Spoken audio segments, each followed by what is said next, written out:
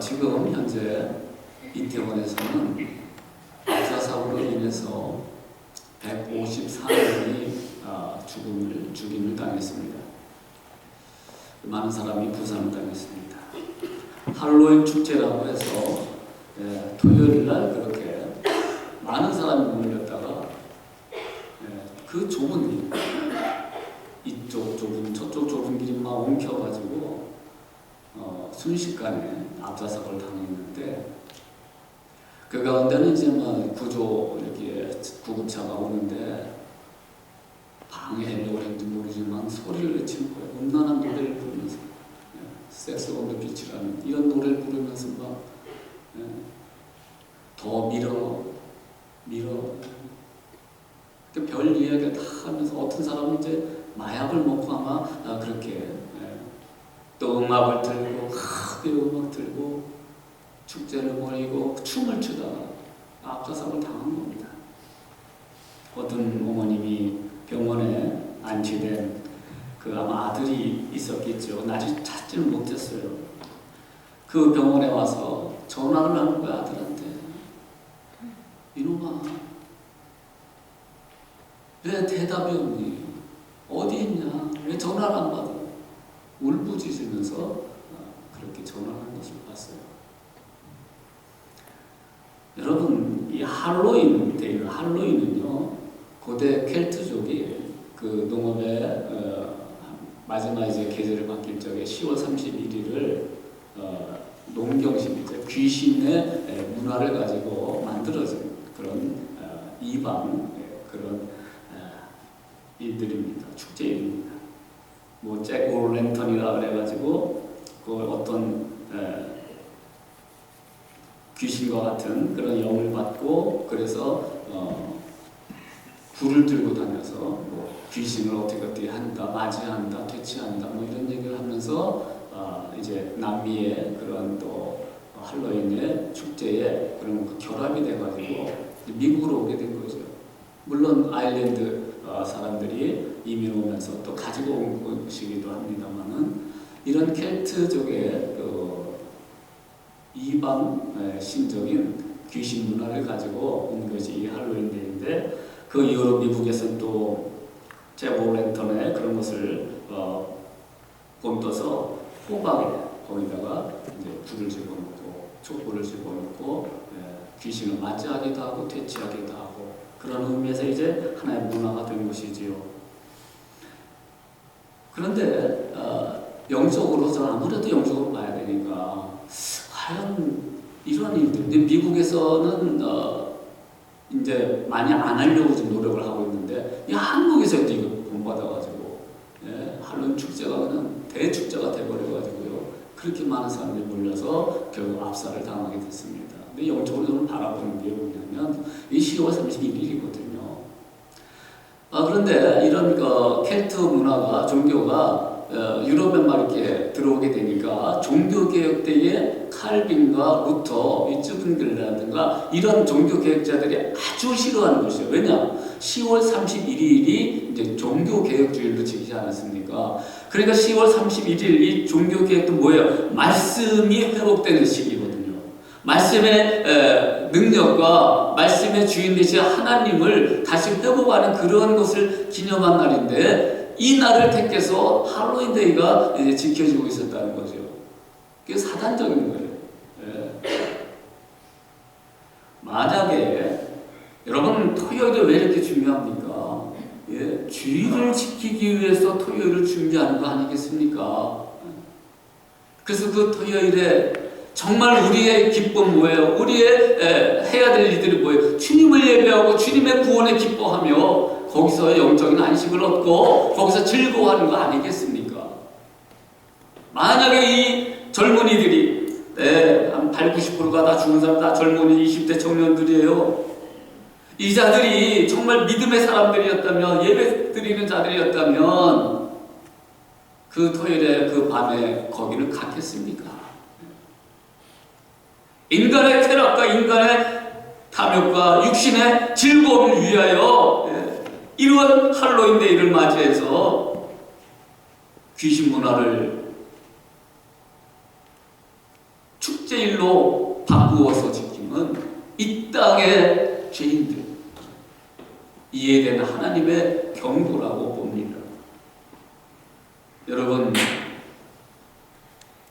우리는 뭐 망자의 날, 뭐 할로윈 날 이런 게 우리에게 즐거움이 아니라 복음을 통하여, 아니 예수 그리스도를 믿음으로 말미암아 제사함을 얻고 그 안에서 영적인 문제가 해결이 되고 그 안에서 하나님의 사랑을 체험하게 되고 하나님의 은혜가 되고 하나님의 함께 하시는 그 기쁨을 가지고 사는 자, 이것이 바로 하나님의 사람들이 누려야 될 축복인 줄 믿습니다.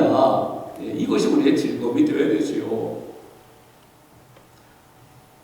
제가 로마서 말씀을 강의한 지가 이제 10번째 주가 됩니다. 이렇게 레터 용지로 따져보니까 약 100장 정도를 설교하게 됐어요. 뭘 얘기한 거예요? 복음에 대해서 얘기한 거예요. 복음에 대해서. 로마서 1장 15절에 보니까 그러므로 나는 할 수 있는 대로 로마에 있는 너희에게 복음 전하기를 원하노라. 그 복음은 믿지 않는 자들에게 한 것이 먼저가 아니라 교회 안에서 먼저 선포가 되었습니다. 그러면서 오늘 본문 앞에 7장 마지막 절에 뭐라고 그랬습니까? 8장 31절 앞에 뭐라고 그랬습니까? 또 미리 정하신 그들을 또한 부르시고 부르신 그들 또한 의롭다 하시고 의롭다 하신 그들 또한 영화롭게 하셨느니라. 복음의 피날레를 영화롭게 하셨느니라. 말씀했어요. 그리고 나오는 말씀이 그런즉 이렇게 나와요. 그런즉 이러한 은혜를 복음을 베풀어 주는데 그런즉 이 일에 대하여 31절 말씀 우리가 무슨 말 하리요? 만일 하나님 우리를 위하시면 누가 우리를 대적하리요? 다시 한번 복음에 대해서 이야기하고 그 복음의 은혜와 기쁨을 감동을 오늘 그 일에 대하여 우리가 무슨 말 하리요? 하나님의 은혜 주신 그 일에 대하여 우리가 무슨 말을 하리요? 하나님이 우리를 위하시면 누가 우리를 대적하리요 하고 담대하게 또 어떻게 보면은 피날레를 찬양으로 이렇게 마감을 하고 있어요. 여러분, 복음에는 하나님의 능력이 있습니다. 복음에는 하나님의 감격이, 은혜의 감격이, 그리고 구원의 감격이 담겨져 있습니다. 그러므로 우리가 예수 믿으면요, 이 주신 하나님의 은혜, 하나님의 이 구원의 감격, 십자가의 그 기쁨을, 능력을 우리 마음속에 날마다 체험해야 됩니다. 복음의 내용이 8장으로 마무리가 되는 거예요. 누가 나를 하나님의 사랑에서 끌 수 있느냐? 없다고 말이 없어. 끊을 수 없다는 겁니다. 한번 들까지 하나님의 사랑은 영원히 변치 아니하신다는 겁니다. 그래서 그분은 우리는 신실하신 하나님이라고 표현하는 거죠. 우리는 하나님을 신실하신 하나님이라고 말씀하고 있는 겁니다. 여러분, 하나님이 우리를 사랑하신다는 것을 우리는 믿음으로 아멘합니다. 그러면 그 증거가 뭡니까? 사랑의 증거가 뭡니까? 이렇게 질문할 수가 있겠지요. 사랑의 완성이 뭡니까? 이렇게 질문할 수도 있겠지요. 요한복음 3장 16절 말씀으로 돌아가길 원합니다. 하나님의 세상을 시작. 하나님이 세상을 이처럼 사랑하사 독생자를 주셨으니 이는 저를 믿는 자마다 멸망치 않고 우리에게 영생을 얻게 하려 하심이라. 하나님이 세상을, 아니 나를 그렇게 죄인을 사랑하셨는데 독생자를 죽이시기까지 우리를 살리기 위하여 이 땅에 보내버리셨다는 거예요. 이 말씀이 오늘 본문 32절 말씀에 나와 있는 거예요. 32절 말씀 다 같이 읽어봅니다. 자기 아들을 시작. 자기 아들을 아끼지 아니하시고 우리 모든 사람을 위하여 내어주시니가 어찌 그 아들과 함께 모든 것을 우리에게 은사로 주지 아니하시겠느냐. 여러분, 가장 중요한 것을 주면은요, 나머지 것들은 그냥 다 주는 겁니다.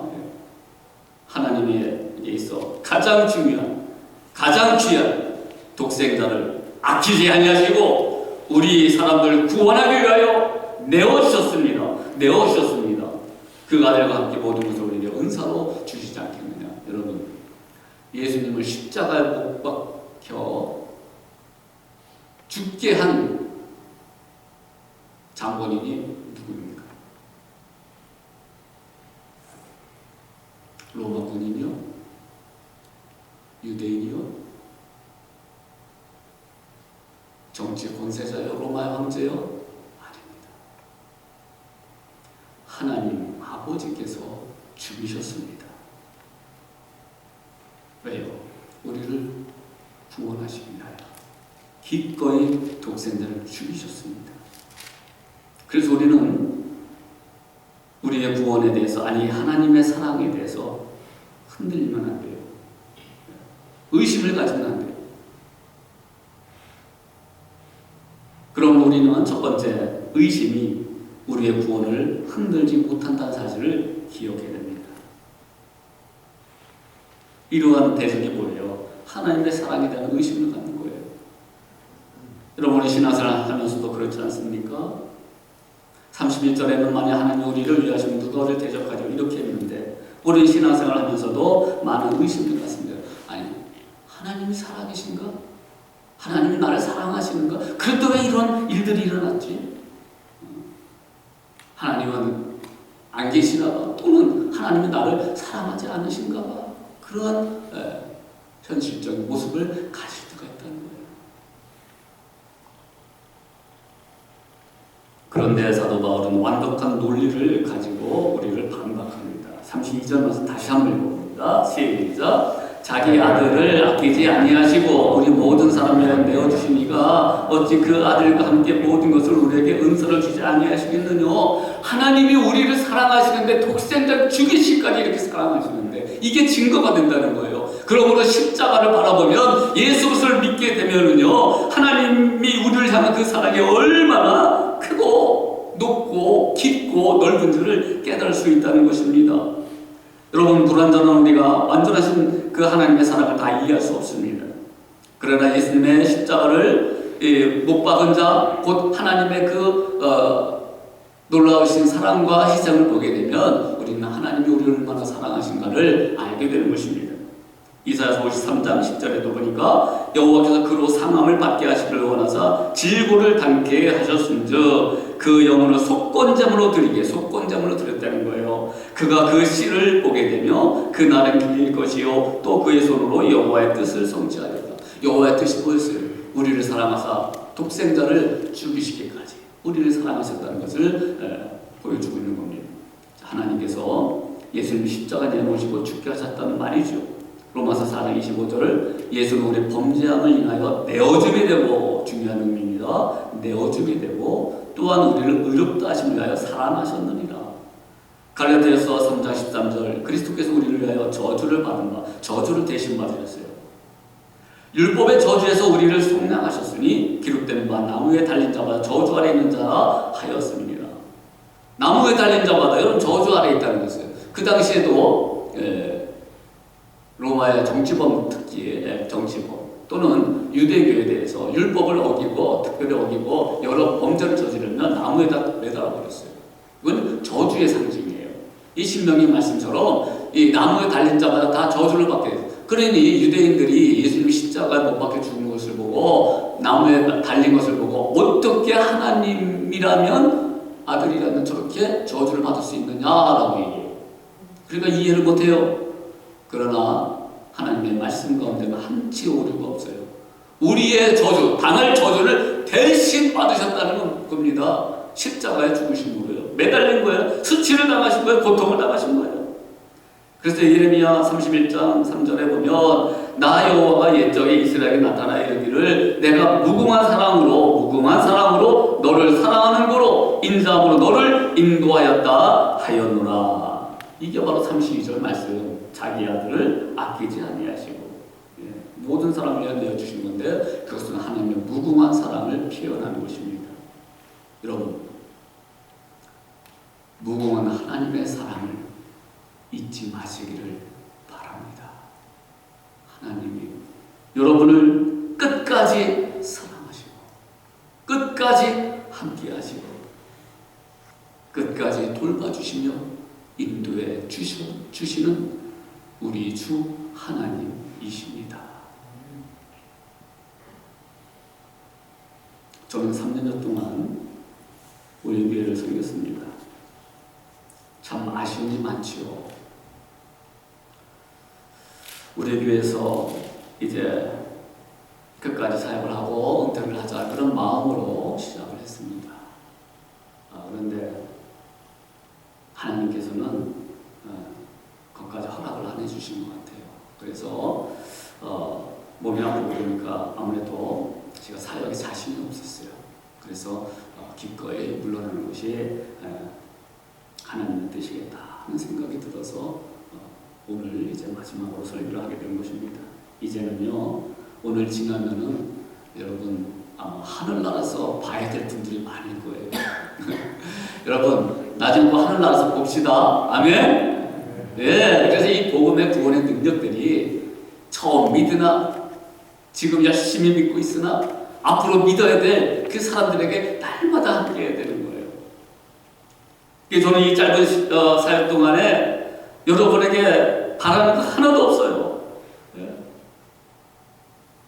다른 것 기억하지 마시고 그래도 천정부 목사라는 사람이 하나님을 사랑하고 교회를 사랑하고 성도를 사랑했다.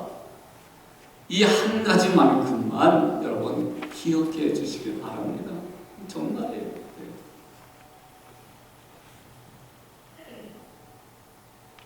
여러분, 우리는 때로 하나님의 사랑과 하나님의 구원하심에 대해서 흔들릴 때가 있습니다. 그때 여러분은 로마서 8장을 가지고 암송하십시오. 우리를 대적한 두 번째 요소가 또 있어요. 죄입니다. 죄가 우리의 구원을 흔들지 못한다는 것을 33절은 보여주고 있습니다. 33절 말씀 다 같이 읽습니다. 시작. 누가 능히 하나님의 택하신 자들을 송사하리요. 어렵다 하시니 하나님. 예, 누가 송사합니까? 마귀가 송사하는 거죠, 결국. 그런데 의롭다 하시는 하나님, 누가 과연 이런 송사를 하느냐? 그 송사에 대해서 또 누가 이렇게 책망을 할 수 있느냐? 아니란 얘기예요. 두 번째 적이 바로 범죄를 위한 죄책과 두려움입니다. 여러분 예수 믿어도요, 죄책감을 가지면 안 돼요. 예. 내가 예수를 믿는데 나는 오늘 보면은 나의 삶의 모습들이 죄로 가득 차고 또 때로는 이 부족한 연약함 때문에 참 네가 그러고도 예수 믿고 구원받은 사람이야? 하고 자꾸 고소하는 그런 놈이 있어요. 이게 마귀의 음색이에요.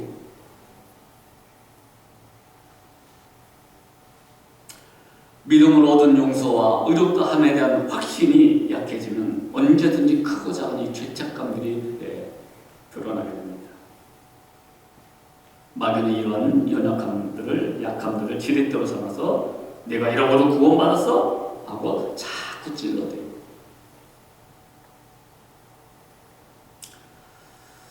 어떤 사람이 형제가 제자 훈련을 받는데 그 사람이 이런 얘기를 하는 거예요.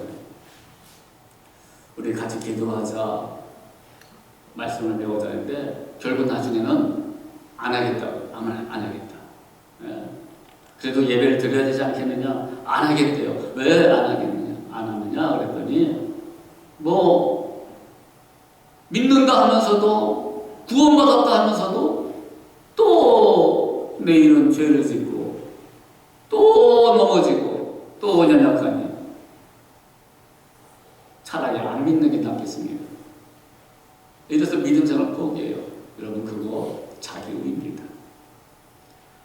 우리는 연약한 자입니다. 구원받았지만 죄성을 가지고 있기 때문에 끊임없이 내 안에 두 가지 법이 싸우게 돼요. 때로는 우리 마음속에 죄악이 막 특세하는 것처럼 보일 때도 있어요. 내 자신을 보면 내가 목사냐? 그렇게 막 고소하는 놈이 있어요. 내가 성도냐? 네가 그 모양 그 꼴 가지고 어떻게 네가 믿는 자라고 구원받은 자라고 얘기할 수 있느냐? 이렇게 막 고소를 하지 않습니까? 이럴 때에 우리는 알아야 돼요. 이러한 죄악들이 우리도 또 죄를 짓지요. 그러나 차원이 달라요. 예전에 지은 죄는요, 부지불식 중에 지은 죄요, 인간의 욕망과 탐욕으로 짓는 죄지만, 그러나 지금 우리 연약함을 통해서 죄가 나타나지만 옛날은 차원이 다르거든요. 죄에 대해서 민감해지거든요. 그리고 우리가 짓는 죄는 용서함 받을 죄들이에요. 미워하고 시기, 이런 것은 계속해서 나타나는 겁니다. 그런데 그 속에서 어떻게 해요? 복음의 능력 대신 예수 그리스도의 십자가의 은혜를, 사랑을 계속 담는 거예요. 이러면서 우리는 신앙이 성장하게 되는 겁니다. 그런데 이 하나님의 복음의 은총을 제대로 알지 못하는 사람은 넘어져요. 포기해요. 내 모습이 이 모양 이 꼴이냐? 그리고 아예 신앙생활을 하지 않으려고 하는 사람이 있어요. 이런 처지에 있을 때에도 그래도 나는 구원받은 사람이야.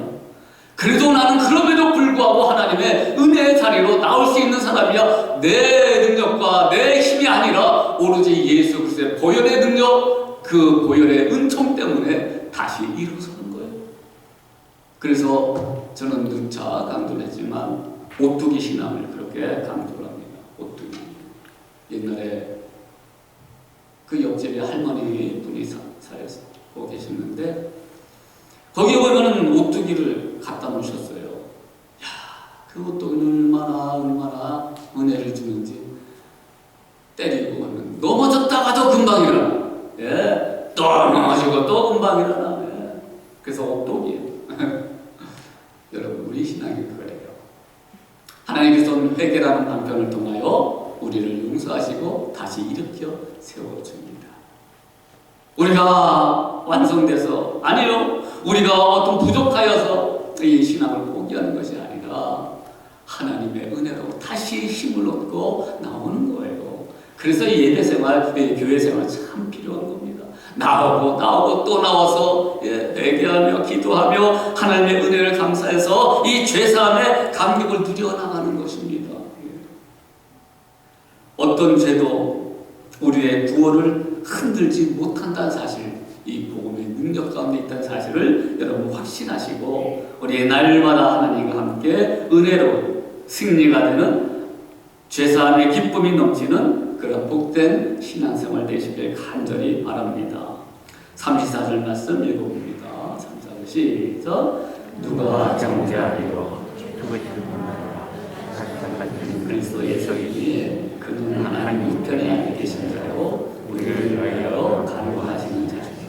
누구를 봐야 돼요? 예수 그리스도입니다. 누가 우리를 정죄합니까? 아무도 없어요.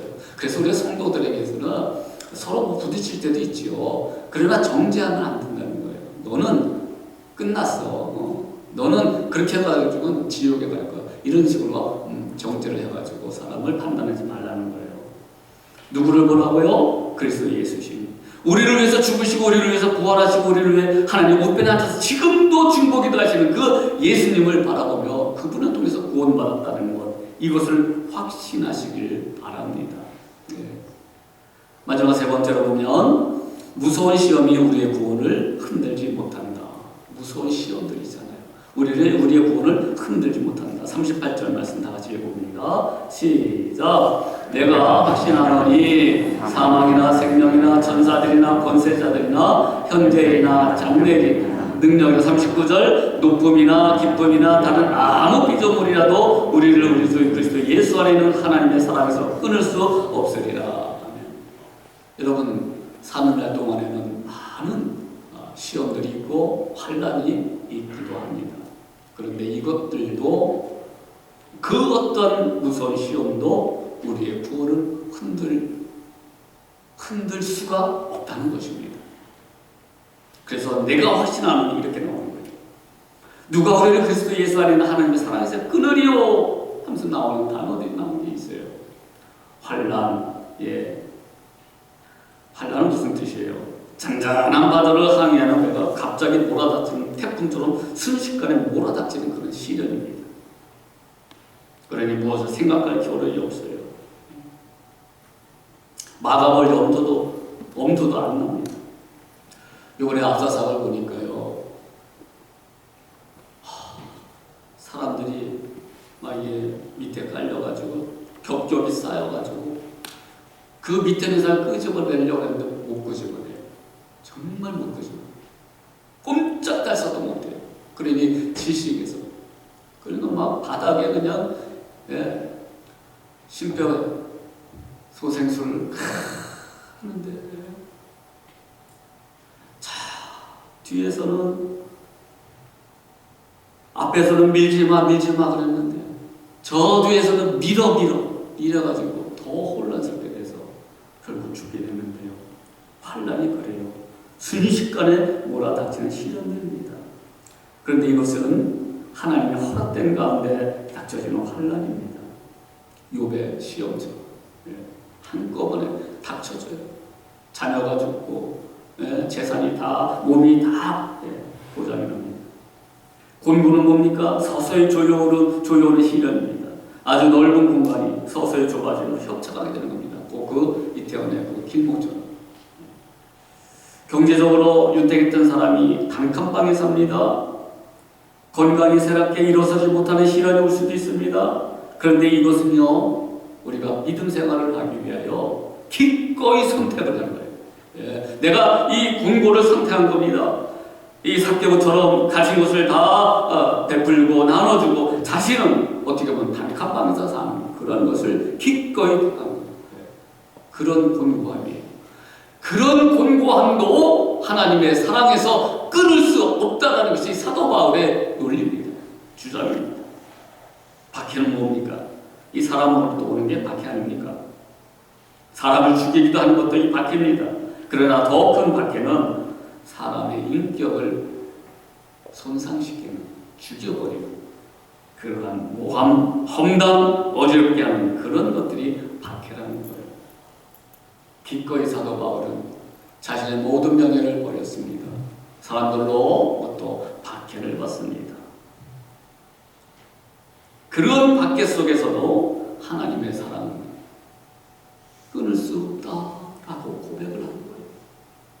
기근입니다. 재난 흉년이 아니라 잘 먹던 사람이 바른 삶을 위해 스스로 못 먹는 삶을 선택하는 게 이게 기근이에요. 삭개오처럼. 적신이 뭡니까? 빨간 몸뚱아리 아닙니까? 헐벗었다는 거죠. 이것은 디모데후서 4장 13절 사도 바울도 겉옷을 가져라 하고 영적인 아들 디모데에게 얘기해요. 왜 추우니까? 여러분 로마에 가보세요. 여름에도요, 저녁에는 추워요. 감옥은 더 추워요. 그러니까 겉옷을 가지고 와라. 복음을 위하여 스스로 헐벗은 것을 한 것, 이것이 적신이었어요. 그런데 그러한 아픔과 힘든 상황 속에서도 하나님의 사랑은 절대 끊을 수 없다. 끊어지지 않는다. 이것을 말씀하고 있어요. 위험이나 칼이나 다 그래요. 어떤 죽음도 하나님의 사랑에서 끊을 수 없는, 이것을 사도 바울은 확신했다. 그 말을 확신했다는 거예요. 여러분, 우리 가운데 예수를 믿으면서 아직 구원의 확신이 없는 분들은 이 로마서 8장을 암송하길 바랍니다. 오늘 우리가 교회에 헌신하고 봉사하고 많은 일들을 감당하다 보니 하나님의 그 구원의 기쁨이 사라지고 있다면, 부족해지고 있다면 이 말씀을 날마다 암송하시길 바랍니다. 묵상해서 외우길 바랍니다. 성령께서 확신과 기쁨을 우리에게 회복시켜 주실 줄 믿습니다. 이 하나님의 말씀의 능력, 구원의 은총이 우리가 어디에 있든지 무엇을 하든지 어느 시대에 살고 있든지 이 하나님의 사랑, 끊어지지 아니하는 하나님의 그 사랑을 마음껏 누리면서 그 사랑을 함께 나누는 저와 여러분 되시길 주님의 이름으로 축복합니다.